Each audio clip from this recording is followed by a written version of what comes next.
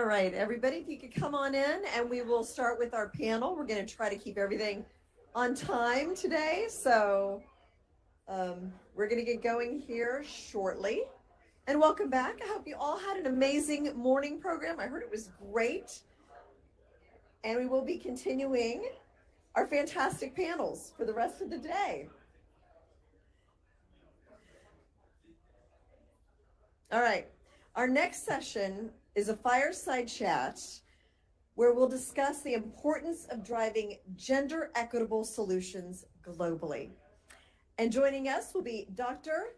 Nigina Muntean from the UN Population Fund, Michelle O'Connor from Taxbit, and this will be moderated by Philip Gant from GBBC. So let's get started. Hello, good afternoon, everybody. It's wonderful to have you here. Thank you so much for being with us, and hopefully you enjoyed lunch. We're very excited to launch this next panel, our fireside chat on the future of equitable gender outcomes and women-centric solutions, featuring Dr. Nigina Muntean, the Chief of Innovation of the UN Population Fund, UNFPA, as well as Michelle O'Connor, VP Global Brand and Market Expansion at Taxbit. I'm your moderator, Philip Gant, Director of APAC Policy and Partnerships at GBBC, and I'm very excited to speak with our panelists here. I suppose I'll make just a couple brief announcements about, or a couple brief words about Equity 2030 Alliance, which is an initiative of the United Nations Population Fund, which seeks to accelerate actions to normalize gender equity in science and technology. Equity 2030 Alliance membership is open for all established entities that want to commit to building an equitable future for all. In the blockchain and digital asset space, companies and organizations are recognizing the importance of gender equity and increasing their commitment to support it. And this commitment extends to ensuring that women's voices are equitably represented in industry discussions, events, and public-facing initiatives at all levels. We're very excited to announce at GBBC that we have joined as members, and that our CEO, Sandra Rowe, has been appointed as an expert with the initiative, as well as, I suppose this will come out in the panel, some exciting announcements about our existing members who are members of the Alliance, as well as some new memberships. So with no further ado, I'll turn it over to Dr. Muntean and Michelle O'Connor to say a brief few words about your bios and in yourselves, and then we'll launch right into the questions. Thank you. Thank you. It's really a pleasure to be here. And I guess it's a fireside, so we need to put everybody's minds on fire with the information we're going to share. And I'm Dr. Nigina Muntean. I'm a medical doctor by profession, and I worked as a medical doctor in most remote and low-resource settings in Pacific and Western East Africa. So now I'm leading innovation at the United Nations Population Fund, which is the UN Sexual and Reproductive Health Agency. We work around women's health and well-being and trying to ensure that in all 150 countries and territories we work, we ensure that every pregnancy is intended, every childbirth is safe, and every potential of young people is fulfilled. And innovation is all for us, is about how to make it work for women, how to equalize opportunities for women and girls, including bringing the technology and frontier technology, which does sound sometimes like a really far away rocket science, but actually it is changing the lives and saving lives of women and girls in the developing countries too. And we will bring some examples today, and happy to celebrate the first anniversary of our Equity 2030 Alliance. We will talk about it a bit later, just hot from the press. And really congratulations also to Sandra to bringing us closer also to some of the members of GBBC and making sure that we can champion it through big leading influencers and industries to bring more partners and more members to champion women-centric and gender equitable design of the solutions. Thank you. Thank you so much for having me here today. I'm really excited to share that Taxbit has been approved, and we also intend to join the Equity Alliance. So it's a really nice way to bring so many important groups together. My role at Taxbit is unique, whereas I'm bringing 11 years in the industry of digital assets and forwarding what we provide, which is compliance across the digital asset space. And we bridge traditional finance and this wonderful emergent space that we've heard our speakers talk about earlier. We bring in tax and compliance, which might sound a little bit less exciting to some folks, but if you really think of the first stone and pillar to bring meaningful mainstream adoption, it's usually tax. So that's the role that we play. And I hope to also bring some joie de vivre when you speak about tax and compliance. And I'm excited to speak to everyone today.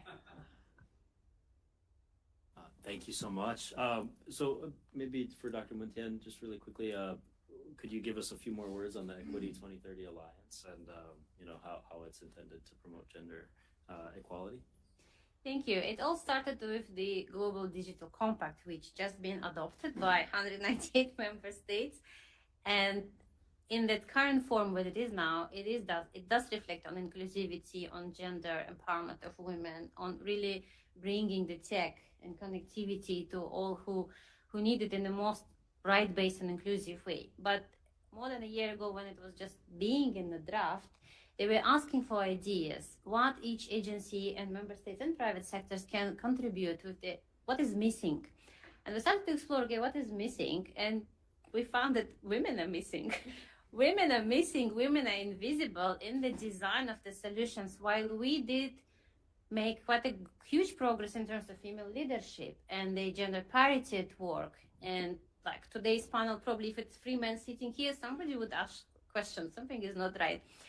But we looked at the design of the solutions in the data set and the metrics, and women were missing. So we started with tech and contributed to Global Tech Digital Compact.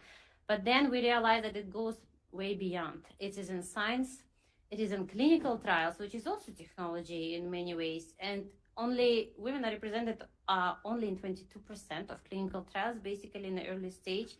Pregnant and lactating women largely excluded.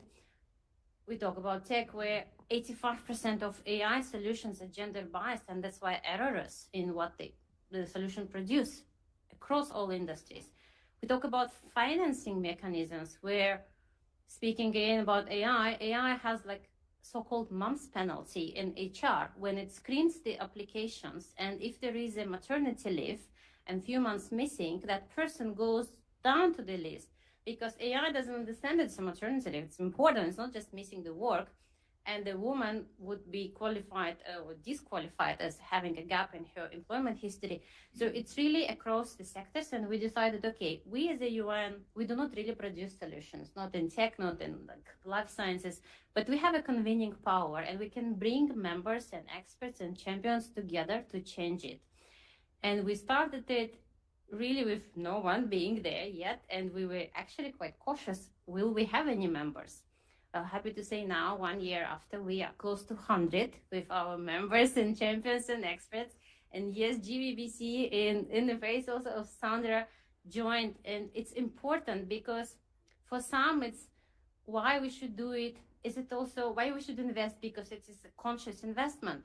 Do we need it? How do I present it to my CTO, CEO, CFO? Do we really need it? And that's why companies like the coalitions and the alliances like GBBC and Taxbit and Hedera, for us it's important to showcase that successful companies are applying gender equitable design through the very conscious efforts, and they can be successful, they can make profit, and they can showcase others that it is a good case to follow. And I think also a case is here that you basically make your tech relevant to all the population, not just half of the population. And it should be obvious, but apparently it's not. But it is changing, and we're really happy to see, and the results of the alliance also, which was in that report, and on Wednesday we will be celebrating it. We basically, by the members of the alliance, we now close to 400 million of investment in gender equitable solutions and women-centric solutions. Our members produced over 80 products and services specifically with women in mind and gender equitable design. And we also can say that we reached, through the members, over 64 million women and girls in developing countries. And for us, it's a huge achievement because, again, it's all about partnership. We alone wouldn't be able to do it. Or no, none of the company inside the alliance would be able to do it alone. But together, we can really change the status quo. Thank you. Thank you so much. So we've heard a bit about this, but I wanted to move it over to Michelle with, we discussed setting minds on fire with this fireside chat. I hope to start with some of the hardest questions. What are the most common barriers that women face when entering science and technology? So I think to take what you mentioned and just build upon it, I have two children. I have an 8-year-old and a 5-year-old. And being in this space for a long time, I was the first woman at my previous company to have a child. And they looked at me and said, what do we do? Well, creating a maternity leave and things are something that you shouldn't have to do. I think understanding for the challenges that women face if you choose to have children or if you don't choose to have children, needing to be louder and more present while also navigating the intricacies of expectations of gender roles that I think that are being improved, but still, I think many of the women in this room have probably been suggested or told to be less aggressive or be softer when you're presenting some things, when you have a strong opinion. That's something that I believe is one of the biggest challenges, is how we remove the implication of gender roles, and especially from leadership down. And it's something that at Taxbit, our CEO is a woman. So it's a really unique place where, as a unicorn Web3 company, we have a female leader who has a traditional finance background. So we're modeling from the top how to navigate through some very challenging space of digital assets and regulation, but then bringing to women at our company and modeling for the rest of our space that it's okay to have strong opinions. It's okay to balance your external life, mother or non-mother, and you can bring all of that in, or you can choose to have it private, and it doesn't have to be both. But I think it's one of the biggest things that women face, and I've seen, is not having to choose one or the other and being able to bring your whole self in an authentic way. Thank you so much. Dr. Muntean, did you want to comment on that a bit? Our constituencies are all in developing countries. And simple math shows 8 billion people on the planet, 80% of them live in developing countries, half of them are women and girls. And 2.6 billion still do not have a simple connectivity. So we're talking about a really frontier tech, but sometimes as simple as access to internet, or sometimes there isn't access to internet, but that girl will be the last one in the line to have access to that internet or to that phone.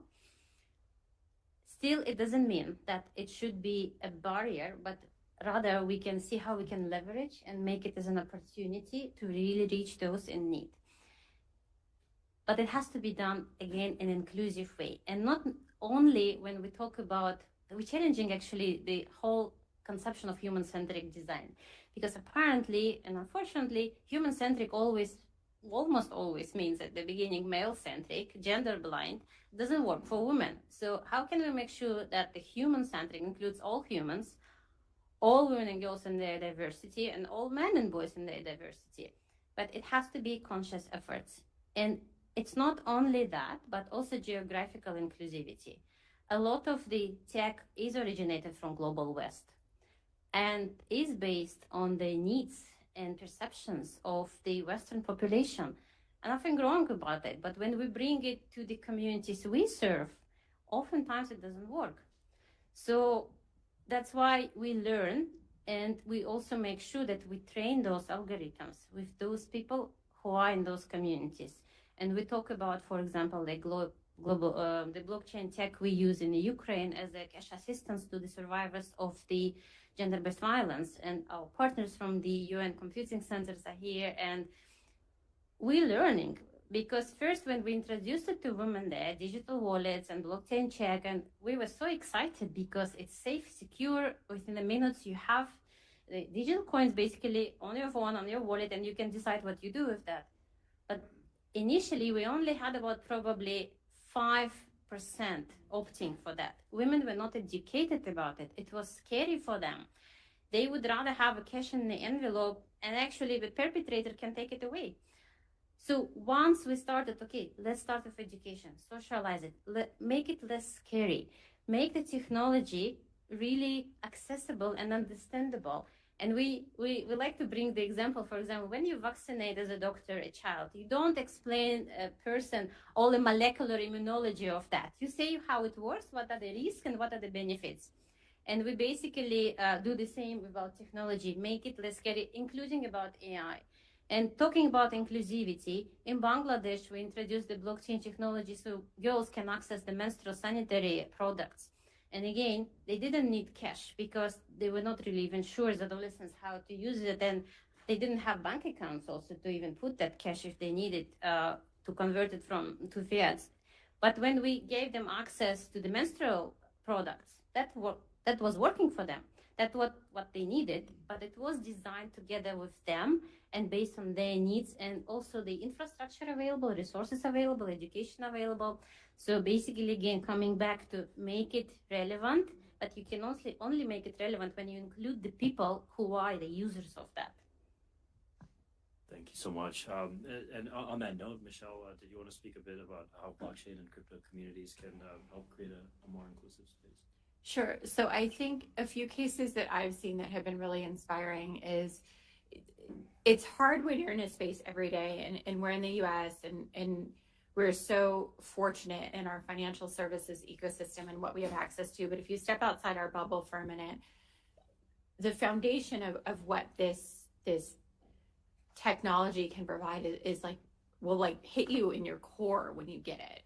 And I've worked with some women who are escaping, to your point, some really dire situations in areas where they could not have access to financial services or hold funds themselves legally. They simply couldn't do that.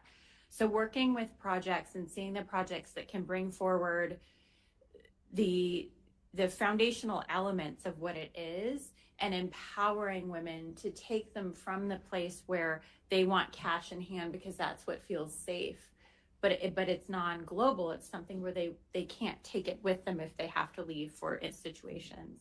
Those are some of the projects that I see that help me keep working in this space every day, because it really is changing a life 1 by 1, 10 by 10, 20 by 20. You see what it can do in a way to democratize access to something and create future opportunity for independence is really something that I think is powerful. Thank you so much. I realize we're bumping up against time quickly, but I thought I would turn it over to our panelists to discuss, what's still missing, what are the big barriers in terms of achieving these goals in your work, and how do you go about constructing those solutions and partnerships necessary? So maybe if I start, I think the whole understanding of this inclusivity, I actually often gets upset when I talk with the managers or CEOs of companies about the gender inclusive and gender equitable design, and they say, "Oh, talk to our diversity and inclusion and equity team." I say, "Why? We're talking about half of the population. Why are you sending me to diversity team?" And I say, "Well, because these are the teams who are dealing with gender." And we really are trying to change that perception. Half of the population should be treated as half of the population, not as a minor group of special needs.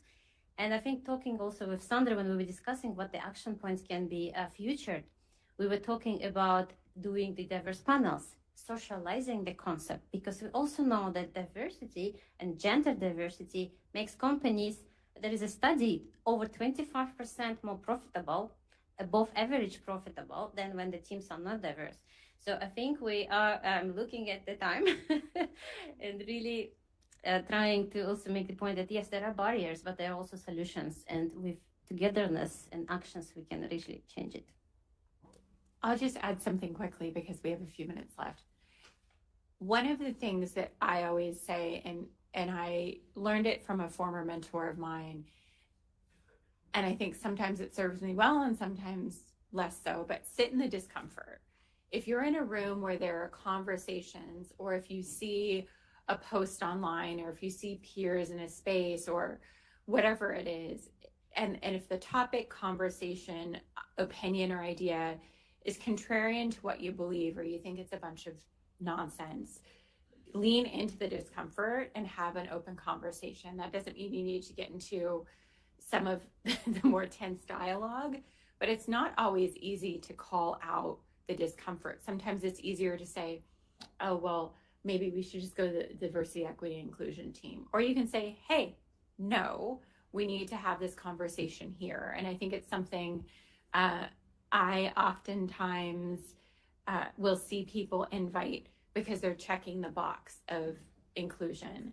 And that for me mitigates the whole point. And if it's to check a box, it reduces the value that everything that we're doing. There are incredible, knowledgeable thought leaders in every industry out there. And if you're going for expertise, it shouldn't be a check the box. It should be a yes and. And that's, I think, one of the things that I hope to do often is lean into some of the discomfort of conversations to drive impact and bring things forward. Thank you so much. And just as a final question, or a round of question, on the topic of public-private partnerships, partnerships between organizations like Taxbit and organizations like the UNFPA, what can be done better in the future? So a year from now, when we're having this conversation, if I may borrow from the previous panel, so much has improved. Sure, I'll take it really quick. So partnering and finding time, budget, voice, and sponsorship. So at the most senior level, getting sponsorship and participation. The challenge of finding the partners that are driving forward versus, to my previous comment, the partners are checking the box, is a really unique but challenging, especially in this space. There are a lot of groups who I don't think move things forward, and that's frustrating, right? Because there's only so much noise to be made. I have, with Sandra and GBBC, it's an amazing group. I think myself and the other members of Taxbit lean in as much as possible. And if you tell us where to go, or if we suggest things, I love that partnership because it's bringing everything forward. A rising tide really does lift all boats. And it's making sure that your partners know the value or contribution that you're looking for. And that's a stated goal. From our point of view, we are not, as I said, we're not producing any solutions, but we can help to bring the optics of human rights and what is right to be there. And my maybe plea for all of the companies who are present here, when you go back to your companies, can you go to your developers team and ask, do we have metrics on how our design are made? What are our data set? Do we have metrics? Do we know what percentage women are making of those data sets and all the stages of the solutions? And if you realize there is none, maybe it's time to start. Just measure, because you measure what you treasure and you treasure what you measure. Thank you so much to our panelists, Michelle O'Connor, VP of Global Brand and Market Expansion at Taxbit, Dr. Nigina Muntean, Chief Innovation of the UN Population Fund. Thank you, and thank you to all. Thank you so much.